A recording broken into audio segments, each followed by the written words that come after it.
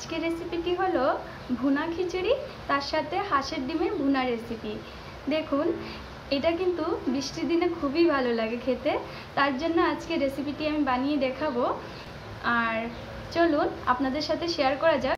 এখন আমি কড়াইতে এক বাটি মুগ ডাল দিয়ে দিয়েছি, আর মুগ ডালগুলোকে ভালো করে ভেজে নেব। মুগ ডালটা ভাজা হয়ে আসছে, দেখুন কালারটা চেঞ্জ হয়ে গিয়েছে। এখন আমি গ্যাসটি অফ করে দেব।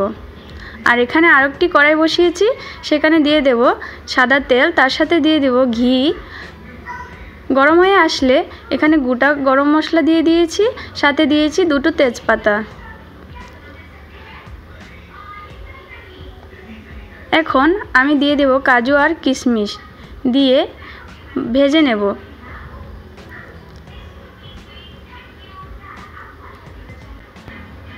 এখন দিয়ে দেব ধুয়ে রাখা চালগুলো।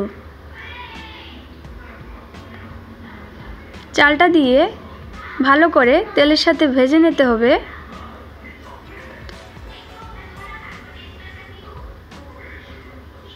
খুব ভালো করে চালটাকে ভাজতে হবে, না হলে ভাতটা ঝরঝরে হবে না।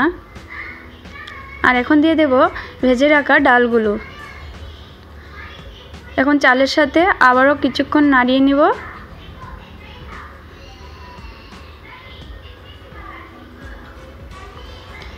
এখন দিয়ে দেব পরিমাণ মতো হলুদ গুঁড়ো,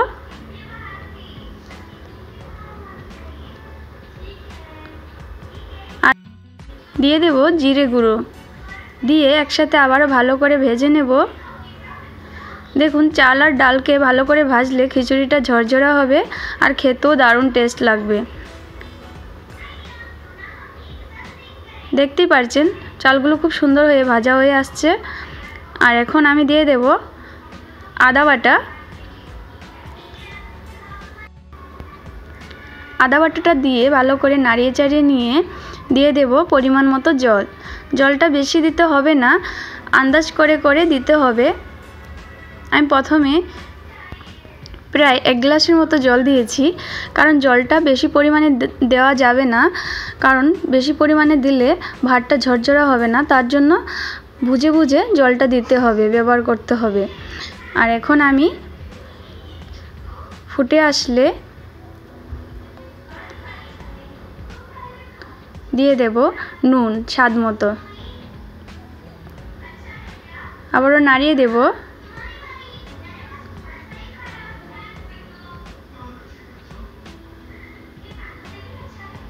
এখন দিয়ে দেব দুটো কাঁচা লঙ্কা।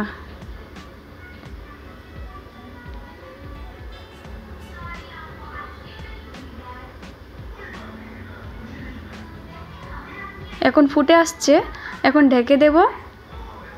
প্রায় 10 মিনিটের জন্য আমি লো ফ্লেমে রেখে রান্নাটা করিয়েছি। আর দেখুন, ভাতটা এখনও হয়নি সিদ্ধ, তার জন্য আমি আবারও কিছু পরিমাণে জল দেব। এভাবে কিছুক্ষণ পর পর দেখব, ভাতটা যদি সিদ্ধ হয়ে আসে তাহলে বুঝে যাব যে খিচুড়িটা হয়ে গিয়েছে।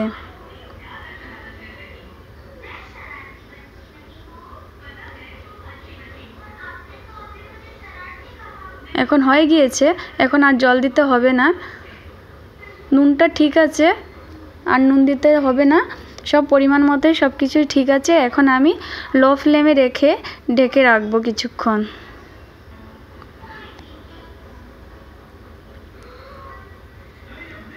দেখুন, হয়ে গিয়েছে আমাদের ভুনা খিচুড়ি।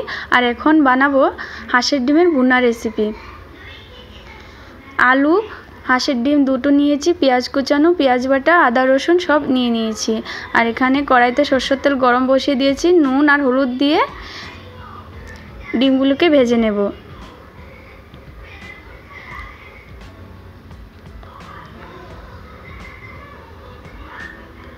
ডিমটাকে দুই পাশে উল্টিয়ে দিয়ে ভালো করে লাল লাল করে ভেজে নেব।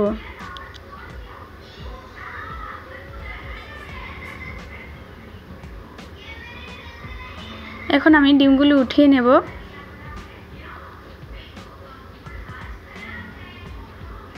আর এখন দিয়ে দেব দারচিনি, গোটা গরম মশলা, এলাচ, গোলমরিচ, তেজপাতা। আর এখন দিয়ে দেব পেঁয়াজ কোচানো, দিয়ে পেঁয়াজটাকে লাল করে ভেজে নেওয়ার পরে পেঁয়াজ বাটাটা আর আদা রসুন বাটাটা দিয়ে আবারও কষিয়ে নেব। ভালো করে কষানোর পরে আমি দুটো টমেটো কুচি করে কেটে রেখেছি, সে দুটো দিয়েছি, সাথে লঙ্কা 3টি দিয়েছি, দিয়ে ভালো করে কষিয়ে নেব। এখন দিয়ে দেব স্বাদমতো নুন আর হলুদ গুঁড়ো, দিয়ে আবারও কিছুক্ষণ নাড়িয়ে চাড়িয়ে দেব।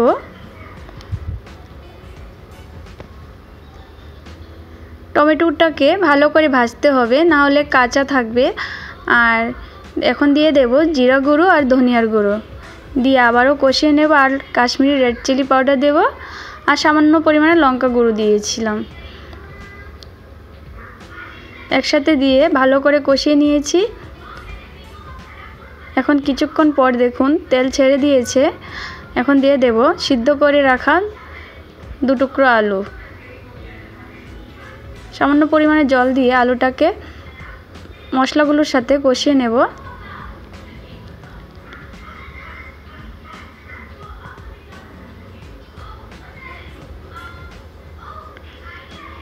এখন দিয়ে দেব ডিমগুলো,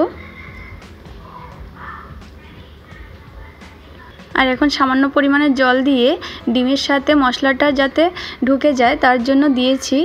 আর দেখুন মিডিয়াম আঁচে রেখে আমি গরম মশলা দিয়েছি উপর থেকে। আর এখন নাড়িয়ে দেব ভালো করে। আর ভুনা রেসিপিটি রেডি হয়ে গিয়েছে। আর এখন আমি খিচুড়ির সাথে হাঁসের ডিমগুলো নিয়েছি, দেখুন খুব লোভনীয় ডিশটি হয়েছে, খেতে দারুণ লাগবে। প্লিজ বন্ধুরা, ভিডিওটি ভালো লাগলে প্লিজ লাইক করবেন, আর এভাবে নতুন নতুন ভিডিও পেতে হলে আমার চ্যানেলটিকে সাবস্ক্রাইব করবেন আর কমেন্টে জানাবেন। থ্যাংক ইউ সো মাচ ভিডিওটি পুরো দেখার জন্য।